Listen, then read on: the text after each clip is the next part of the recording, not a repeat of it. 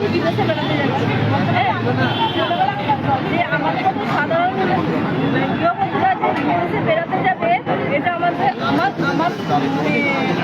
সৌভাগ্য হতো।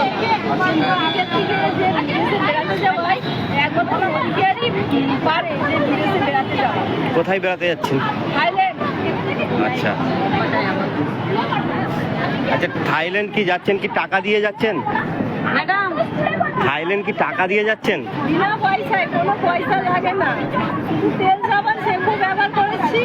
আর কোথায় তো ব্যবহার করেছি, কিছু মানুষকে ব্যবহার করার জন্য বলেছি, তারাও কিছু ব্যবহার করেছে। তারপরে এখান থেকেই সম্ভব।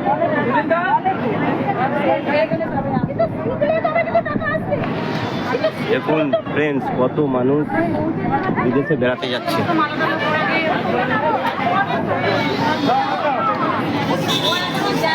হচ্ছে মাঝে মাঝে আটকে যাচ্ছে।